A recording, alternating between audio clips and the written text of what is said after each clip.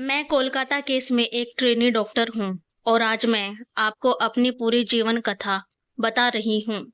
मैं अपने माता-पिता की इकलौती लाडली बेटी हूँ, जिसका सपना था कि बड़ी डॉक्टर बनकर अपने माता-पिता का नाम रोशन करना और उनके सपनों को पूरा करना। आज आप मुझे कोलकाता में एक ट्रेनी डॉक्टर के रूप में जानते हैं। कुछ लोग मुझे मयूरी कहते हैं, तो कुछ निर्भया या दामिनी। आज देश भर में मेरा नाम हर घर में लिया जा रहा है, लेकिन मेरा असली नाम डॉक्टर मोमिता है। आप सभी ने मुझ पर जो प्यार और मेरे परिवार को जो सहारा दिया है, उसे देखकर मुझे बहुत ही अच्छा महसूस हो रहा है और इसलिए मैं आप तक पहुंचने की कोशिश कर रही हूँ। मैं पश्चिमी बंगाल में रहने वाली एक लड़की हूँ। मेरा जन्म 1993 में हुआ था।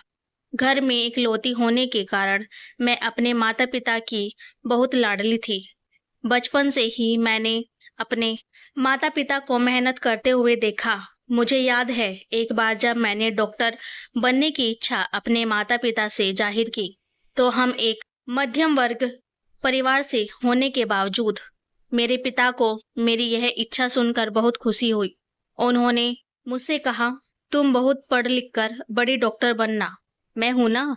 कहते हुए उन्होंने मेरे सर पर प्यार से हाथ फेरा।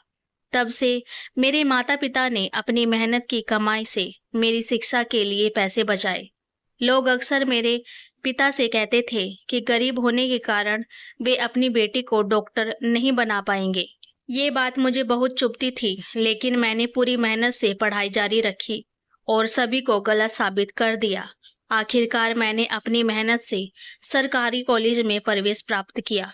मैंने दिन रात नेट की परीक्षा की तैयारी की, क्योंकि मुझे सरकारी कॉलेज में दाखिला लेना था। मेरी शिक्षा का खर्च कम हो सके, मैं बड़ी डॉक्टर बनकर अपने माता-पिता को वे सारी सुविधाएं देना चाहती थी जो अमीर लोगों के घरों में होती है। मैं उनकी सेवा करना चाहती थी और उनका नाम रोशन करना चाहती थी और मेरी वह इच्छा पूरी हुई। नीट परीक्षा में मुझे बहुत अच्छे अंक मिले और उसी के आधार पर मुझे कोलकाता के आजिरकर मेडिकल कॉलेज में एमबीबीएस में प्रवेश मिला। मेरी सारी मेहनत सफल हो गई और मेरे माता-पिता बहुत खुश हो गए। धीरे-धीरे मैंने अपनी पढ़ाई पूरी की, लेकिन मुझे और बड़ा डॉक्टर बनना था। लोगों की बेहतर सेवा करनी थी, इसलिए मैंने पीएचडी करने का निर्णय लिया और उसी कॉलेज में पीएचडी की पढ़ाई शुरू की। चेस्ट मेडिसिन के क्षेत्र में मैंने गहन अध्ययन किया और अपना पहला साल पूरा किया। मेरे माता-पिता और मैं बहुत खुश थे, क्योंकि अब मेरी पीएचडी पूरी होने के बाद मैं एक प्रतिष्ठित डॉक्टर बनने जा रही थी। मैं लोगों की सेवा करने वाली थी और पिताजी ने मेरी शिक्षा के लिए जो कर्ज लिया था, उसे भी मैं अब चुकाने वाली थी। मैं अपने माता-पिता को एक सुखद जीवन देना चाहती थी। हमने किन कठिन परिस्थितियों में जीवन व्यतीत किया था, इसे मैं कभी नहीं भूल सकती। मुझे याद है कि मेरे माता-पिता खुद भूखे रहते थे, लेकिन मेरे लिए कुछ बनाकर रखते थे ताकि मैं भूखी न सोऊं। मैंने भी उन्हें देखकर पैसे बचाने का तरीका सीखा। कई चीजें मुझे पसंद थी, लेकिन मैंने उन्हें कभी नहीं मांगा। इसलिए मेरे माता-पिता हमेशा कहते थे कि मैं बहुत समझदार हो गई हूँ और वे मुझे अपने बेटे की तरह मानते थे। अब पढ़ाई के साथ-साथ मैंने आरजीकर अस्पताल में ट्रेनी डॉक्टर के रूप में नौकरी भी शुरू कर दी थी। 2024 का साल शुरू हो रहा था। मुझे गणपति और दुर्गा पूजा बहुत पसंद थी। अब तो मैं डॉक्टर भी बन गई थी, इसलिए मैंने अपने माता-पिता से कहा, इस साल हम गणपति और दुर्गा पूजा धूमधाम से मनाएंगे। अब हमारे पास पैसे भी है। आपकी बेटी एक प्रतिष्ठित डॉक्टर बनने वाली है। मेरी ये बातें सुनकर मेरे माता-पिता बहुत खुश हुए। उन्होंने कहा, इस साल हम जरूर दुर्गा पूजा मनाएंगे। अब तो मेरे माता-पिता मेरी शादी के बारे में भी सोचने लगे थे। तब मैंने पिताजी से साफ-साफ कह दिया, मेरी शादी की चिंता आप मत करो। शादी के लिए इतने सारे पैसे कहाँ से लाएंगे पिताजी? इसलिए इसे आप मुझ पर छोड़ दो। अब मैं बड़ी डॉक्टर बनने वाली हूँ, मेरी चिंता मत करो। हमारे अच्छे दिन आने वाले हैं और फिर जब मुझे सही जीवन साथी मिलेगा, तब मैं शादी करूंगी। मेरे माता-पिता की आंखों में हमेशा खुशी के आंसू आ जाते थे, जब भी मैं ऐसा बोलती थी। उन्हें खुश देखकर मेरा मन भी आनंद से भर जाता था। मैंने बचपन से अपनी माँ को हमेशा पैसे बचाते हुए देखा था, लेकिन मेरे लिए वह कभी भी खर्च करने से पीछे नहीं हटती। मेरी पसंद नापसंद उन्हें बखूब पता थी। मुझे बड़ा करने के लिए उन्होंने बहुत त्याग किए थे, अपनी इच्छाओं को दबा दिया था। इसलिए अब मेरी बारी थी उनके लिए कुछ करने की। इसलिए मैंने अपने पहले वेतन से माँ के लिए सोने की चूड़ियां बनवाई। वे चूड़ियां देखकर माँ बहुत खुश हुई और उन्होंने खुशी से मुझे गले लगा लिया। सब कुछ ठीक चल रहा था। पिछले 6 महीनों से मुझे नाइट शिफ्ट भी मिलने लगी थी। कभी हफ्ते में एक बार नाइट ड्यूटी होती थी, तो कभी-कभी हफ्ते में 24 से 36 घंटे भी काम करना पड़ता था। इसका कारण मैं आपको आगे कहानी में बताऊंगी। 2024 का अगस्त महीना मेरे लिए इतना घातक साबित होगा, ये मैंने सपने में भी नहीं सोचा था। मेरे पिताजी सिलाई का काम करते हैं। वे 63 साल के हैं, लेकिन उन्होंने अब तक काम करना नहीं छोड़ा। एक बार वे बीपी की दवाइयाँ लेना भूल सकते हैं, लेकिन काम करना नहीं भूलते। हमेशा मुझे उन्हें समय पर दवाइयाँ लेने के लिए कहना पड़ता है। हंसते हुए वे कहते हैं, हाँ बेटी, लेता हूँ। माँ भी हमेशा कहती थी, तू हमारी बेटी नहीं बेटा है। मैं वैसे भी बहुत प्यारी थी। मेरे नाम में ही प्यार छिपा है। जब मैं कॉलेज जाती या ड्यूटी पर होती, तो अक्सर कानों में कुछ गलत कामों के बारे में सुनने को मिलता। हमारे सीनियर डॉक्टर भी इस पर कभी-कभी फुसफुसाते थे, लेकिन मैंने खुद को इन सब चीजों से हमेशा दूर रखा। हाँ, लेकिन जब किसी छात्र के साथ अन्याय होता या किसी मरीज से अधिक पैसे वसूले जाते, तो मुझे यह बहुत बुरा लगता और मैं आवाज उठाती थी। इस पर हमारे प्रधानाचार्य संदीप घोष हमेशा मुझ पर चिल्लाते थे। प्राचार्य होने के कारण हम सभी उनसे डरते थे, लेकिन मैंने भी उनके बारे में बहुत कुछ सुना था कि वे अस्पताल में क्या-क्या करते हैं। कभी भी आवाज उठाने की कोशिश नहीं की, क्योंकि मैं इन बड़े लोगों के चक्कर में नहीं पड़ना चाहती थी। लेकिन जब अस्पताल में दवाइयों की कालाबाजारी होने की बात सामने आई, तो मैं शांत नहीं रह सकी। मैंने बोलना शुरू किया। मेरी आवाज को कहीं दबाने की कोशिश की जा रही थी। मुझसे अतिरिक्त काम करवाया जा रहा था। मेरे काम के घंटे भी बढ़ा दिए गए, लेकिन फिर भी मैंने अपना काम ईमानदारी से किया। कभी-कभी मैं अपने पिताजी को ये बातें बताती थी, लेकिन वे मुझे कहते थे, बेटी, तुम इन सब चीजों में मत पड़ो। हम गरीब लोग हैं, ये बड़े लोग हैं, इनके हाथ बहुत ऊपर है, ये तुम्हारी मेहनत पर पानी फेर देंगे। हम साधारण लोग हैं। तुम अपनी पढ़ाई पूरी करो, फिर हम देखेंगे क्या करना है। पिताजी के शब्द सही थे। यहाँ तक पहुँचने के लिए मैंने बहुत मेहनत की थी। इसलिए पिछले 6 महीनों से मैं प्राचार्य और विभाग के उत्पीड़न को सहन कर रही थी और शांतिपूर्वक सिर्फ अपना काम कर रही थी। शायद मुझसे इन लोगों को खतरा महसूस हो रहा था और इसलिए उन्होंने पहले से ही कुछ योजना बनाना शुरू कर दिया था।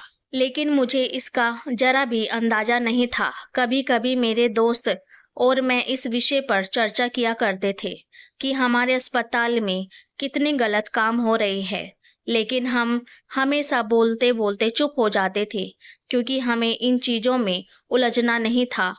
खैर, हमारे अस्पताल में 2019 में संजय रॉय नाम का व्यक्ति भर्ती हुआ था। वह एक आरजी अस्पताल की पुलिस चौकी में काम करता था। वह 4-5 साल से यहाँ काम कर रहा था, इसलिए उसे हमारे हर विभाग के बारे में पूरी जानकारी थी। कई मरीजों को वह बेड दिखवाता था और इसके लिए उसे पैसे भी मिलते थे।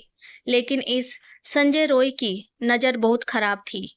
वह अस्पताल में आने वाली हर महिला को गलत नज़रों से देखता था उसके बारे में भी हम में चर्चा होती थी, लेकिन वह अपने प्राचार्य का बहुत खास था और उसके लिए हमेशा काम करता था। इसलिए हमने कभी उसकी शिकायत करने का विचार नहीं किया, क्योंकि बेवजह विवाद नहीं चाहिए। लेकिन हाँ, संजय रॉय की नज़र बहुत खतरनाक थी। किसी भी लड़की के सामने होने पर उसकी नज़र उसे खा जाती थी, इसलिए मैं ऐसे आदमी से दूर ही रहती थी। उस दिन भी जब मैं घर से काम पर जाने के लिए निकली, मुझे जरा भी एहसास नहीं था कि यह मेरा आखिरी दिन होगा। जब मैं अपने घर से जा रही थी और अब मैं अपने माता-पिता और अपने छोटे से घर को फिर कभी नहीं देख पाऊंगी, शायद इसलिए मैंने अपनी माँ से कहा, पिताजी को समय पर दवाई देना, और रोज की तरह कहने वाली मैं उस दिन जाती हूँ कहकर घर से बाहर निकली। 8 अगस्त को मैं पूरे दिन काम कर रही थी, अपने मरीजों की देखभाल कर रही थी। हमारे सेमिनार हॉल के पास एक कमरा का निर्माण चल रहा था, इसलिए ऊपर आने जाने का ज्यादा मूवमेंट नहीं था। हम सब वार्ड में इकट्ठा थे। 4-5 अन्य प्रशिक्षुक डॉक्टर मेरे साथ थे। हम कुछ चीजों पर चर्चा कर रहे थे। उस समय संजय रॉय भी वहीं था और वह मुझे घूर रहा था, लेकिन मैंने उसे नजरअंदाज कर दिया। कुछ समय बाद वह वहां से चला गया और हम सब ने खाना खाया। फिर सभी अपने अपने काम पर चले गए। मैं थोड़ी फ्री थी, इसलिए मैंने रात को माँ को फोन किया। जब तक मैं माँ को फोन नहीं करती, तब तक वे और पिताजी खाना नहीं खाते थे। उन्हें बताना पड़ता था कि मैंने खाना खा लिया, तभी वे खाना खाते थे। उस दिन भी मुझे जरा भी अंदाजा नहीं था कि यह मेरी माँ से आखिरी बातचीत होगी। माँ ने फोन उठाते ही मैंने पूछा, पिताजी समय पर दवाइयाँ ले रहे हैं ना? इसका ध्यान रखना। मेरी चिंता मत करो, मैंने खाना खा लिया है। मेरे पिताजी को बीपी की समस्या थी, इसलिए समय पर दवाइयाँ लेना उनके लिए बेहद जरूरी था। उनकी दवाइयाँ कभी नहीं छूटनी चाहिए। इसका पूरा ध्यान मैं रखती थी। मुझे याद है, एक बार पिताजी की दवाइयाँ रात में खत्म हो गई थी। पिताजी ने सोचा कि एक दिन दवा न लेने से क्या फर्क पड़ेगा, सुबह जाकर दवा ले आऊंगा। लेकिन मैंने घड़ी में देखा, रात के 11 बजे थे। मैंने वहीं सबका खाना रोक दिया और कहा, पिताजी की दवा आने तक कोई खाना नहीं खाएगा। और इतनी रात में मैंने उनके लिए दवा का इंतजाम किया। लेकिन अब अस्पताल में ज़्यादा काम होने के कारण मुझे घर पर ध्यान देने का समय नहीं मिल रहा था, इसलिए माँ को ही जबरदस्ती सब कुछ बताना पड़ता था। उन्हें याद दिलाना पड़ता था कि पिताजी की देखभाल करे। उस दिन भी सब कुछ बिना भूले बताया और माँ से बात करके मैंने पूरे फ्लोर पर जाकर मरीजों का चेकअप किया। इसके बाद मैं आराम करने और अपने अगले अध्ययन के लिए तीसरी मंजिल पर सेमिनार रूम में पहुंची, लेकिन मुझे नहीं पता था कि वहां जाना मना है। मुझे तो अब पता चला कि बगल में बिल्डिंग का काम चालू होने के कारण ऊपर किसी को जाने नहीं दिया जा रहा था। मैं तो वहां चली गई। दोपहर के 2-3 बजे तक मैंने अपनी पढ़ाई की। मैंने सोचा अब थोड़ा सो लेना चाहिए। 36 घंटे की ड्यूटी के कारण बहुत थकान महसूस हो रही थी। मरीजों की सेवा में लगे रहने के कारण खुद पर ध्यान देने का समय नहीं मिल रहा था। दूसरों को जीवन दान देने वाली मैं अपने जीवन की देखभाल के लिए समय नहीं निकाल पा रही थी। इसलिए किताबें और डायरी बंद करके सेमिनार हॉल में ही शांत होकर सो गई। इतनी गहरी नींद में थी कि सेमिनार हॉल में कौन आ रहा है, जा रहा है, इसका भी मुझे कोई ध्यान नहीं था। फिर क्या, सुबह के समय संजय रॉय शराब पीकर सेमिनार हॉल में आया। सेमिनार हॉल में कोई आया, इसका भी मुझे पता नहीं, क्योंकि मैं गहरी नींद में थी। इसके आते ही उसकी नज़र मुझ पर पड़ी और उसके अंदर का राक्षस जाग गया। वह मेरे पास आया और उसने मेरे शरीर को छुआ। नींद में होने के कारण मुझे ज़्यादा समझ नहीं आया, लेकिन जब शरीर पर हाथ फिरने लगा तब मैं जाग गई। सामने संजय रॉय जैसा दुष्ट व्यक्ति देखकर मैं बहुत डर गई। नींद में होने के कारण खुद को संभालने में मुझे समय लगा। मैंने खुद को बचाने की बहुत कोशिश की, लेकिन उसने बहुत ज्यादा शराब पी रखी थी। उसकी मुंह की बदबू से मुझे ये समझ में आ गया था कि वो मेरी कोई बात सुनने की हालत में नहीं था। मैं उससे मिन्नतें कर रही थी, मुझे छोड़ दो कह रही थी, लेकिन उसे मुझ पर जरा भी तरस नहीं आ रहा था। आखिरकार मैंने जोर जोर से चिल्लाना शुरू कर दिया। तब वो थोड़ा डर गया और जल्दबाजी में उसने मेरे मुंह पर हाथ रख दिया ताकि मेरी आवाज न निकल सके। मैं उससे लड़ रही थी, मन ही मन प्रार्थना कर रही थी कि कोई मेरी आवाज सुन ले, लेकिन उस रात मेरी आवाज किसी ने नहीं सुनी, क्योंकि उस रात ऊपर वाले फ्लोर पर किसी को आने की इजाजत नहीं थी। जैसा कि अब पता चला है, इसका मतलब है कि मेरे खिलाफ सारा षड्यंत्र पहले से ही रचा जा रहा था। मैंने उस दरिंदे को अपने से दूर धकेलने की कोशिश की, लेकिन पता नहीं उसमें इतनी ताकत कहाँ से आई थी। जितना भी मैं कोशिश कर रही थी, वो मुझसे दूर नहीं हो रहा था। मैं खुद को उससे बचा नहीं पाई। लड़ते लड़ते मैं हार गई और फिर उसने मुझे नोचना शुरू किया, मुझे मारना शुरू किया। अब मैं पूरी तरह से ठंडी पड़ गई थी। कौन कौन मेरा शोषण कर रहा था ये समझ ही नहीं आ रहा था। मेरे दर्द से चीखें निकल रही थी। मैं इतनी जोर से चीख रही थी कि मेरी चीखें पूरे अस्पताल में गूंज रही थी, लेकिन न जाने क्यों मेरी आवाज किसी को सुनाई नहीं दी। चिल्लाते चिल्लाते मेरा शरीर बिल्कुल ठंडा पड़ गया और फिर मेरे स्त्री सम्मान और मेरे सपनों की हत्या कर दी गई, वो भी बहुत ही निर्ममता से। आखिरकार मेरी जान चली गई, लेकिन मेरे शरीर पर शोषण की निशानियां रह गई।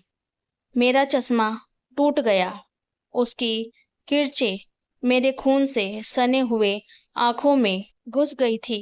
मेरे फटे हुए होठ मेरी आवाज दबाने के लिए उसने मेरा गला दबाया था।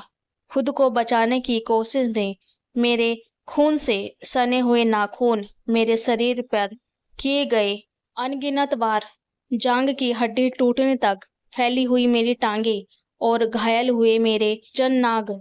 इतना सब कुछ सहने के बाद भी मैंने उन पुरुषों की क्रूरता का मुकाबला किया था, लेकिन काश उन पुरुषों में थोड़ी सी भी संवेदनशीलता होती तो मेरी आखिरी सांस तक मैं जिंदा रह पाती। मेरे शरीर पर वार करते समय उन्होंने सोचा होता, मुझे मारते समय उन्हें खुद को भी दर्द महसूस हुआ होता, लेकिन वो दरिंदे की तरह आकर मुझे बर्बाद कर गए।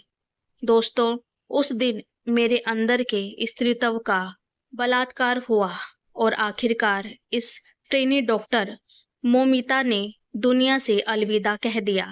मरते समय मेरी आंखों के सामने सिर्फ मेरे माता पिता का चेहरा था। अब उनका क्या होगा, यही सवाल मेरे दिल में बार बार आ रहा था। हर दिन दूसरे की जान बचाने वाली मैं, मेरी जान बचाने के लिए वहां कोई नहीं था। मरते वक्त भी मुझे यही डर सता रहा था कि मेरे माता पिता इतने बड़े दुख को कैसे सहेंगे। उस दरिंदे ने मेरा शोषण किया, मुझे जिंदा रखते हुए मार डाला, मेरी हत्या कर दी और फिर मेरे अधनंगे शरीर पर अधूरा कपड़ा डालकर ऐसे चला गया जैसे उसने कुछ किया ही नहीं। मेरी आत्मा तड़प रही थी, मेरे सपने अधूरे रह गए। हर दिन 10 से 12 घंटे की मेहनत से मैं यहाँ तक पहुंची थी। हमारा सपना एक ही रात में टूट गया। मेरे लिए पूरा दिन सिर्फ एक काम था।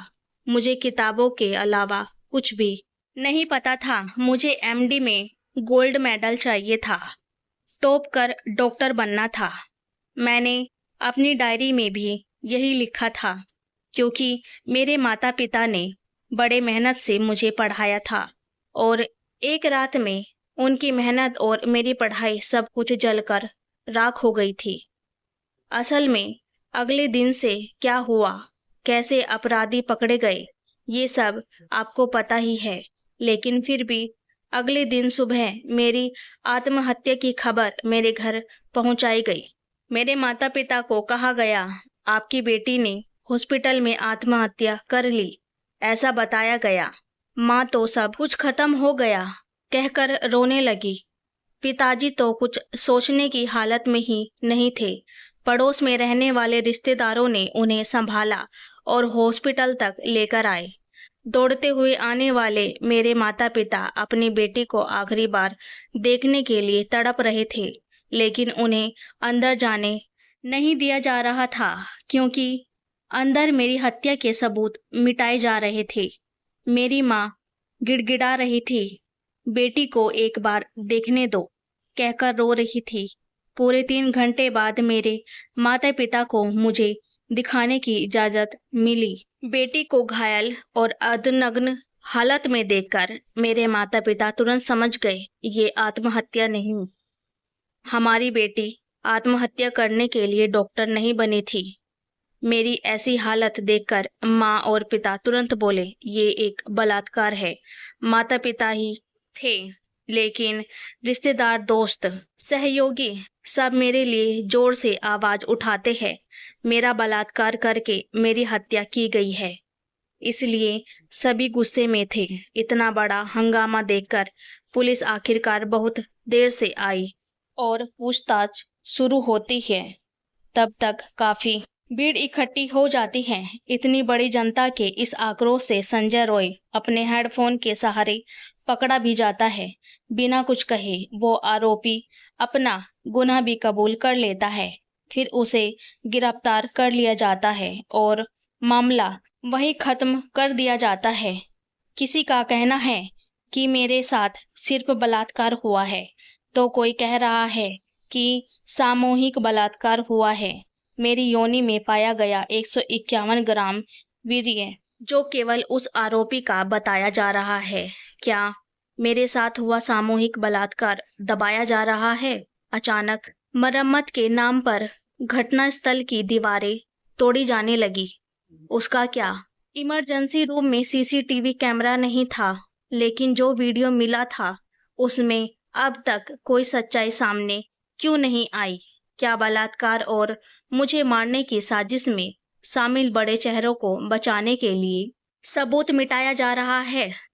जनता के बीच घुसकर क्या उन दरिंदों के कुछ लोगों ने अस्पताल में आकर सारे सबूत नष्ट कर दिए और मेरे साथ अत्याचार करने वाले उन लोगों को छोड़कर फिर से उन्हें जीने का मौका देने का फैसला किया जा रहा है? पता नहीं अब मुझे न्याय कब मिलेगा या नहीं। मेरे साथ जो हुआ वह क्यों हुआ, क्या कभी पता चलेगा? क्या संजय रॉय को कभी फांसी होगी या नहीं? लेकिन अगर उन्हें ऐसे ही छोड़ दिया गया तो जल्दी ही आपके सामने एक और निर्भया आ जाएगी। यह मत भूलो कि वो कोई बहन हो सकती है, बेटी हो सकती है, बहू हो सकती है, पत्नी हो सकती है, लेकिन होगी तो वो एक औरत ही। 2012 में मेरी जैसी ही एक और लड़की के साथ अन्याय हुआ था। उसके आरोपियों को 7 साल बाद फांसी की सजा मिली थी। उसे बहुत देर से न्याय मिला। अगर हमारी जैसी दूसरी निर्भया नहीं चाहिए तो मुझे न्याय दिलाओ। दोगे ना मुझे न्याय? क्या मेरे माता पिता को उनकी बेटी से दोबारा मिलने का मौका मिलेगा? मैंने एक डॉक्टर बनकर सभी की सेवा करने का फैसला किया था। सबको एक देवता के रूप में बचाने का निर्णय लिया था, लेकिन खुद को बचाने में मैं असफल रही।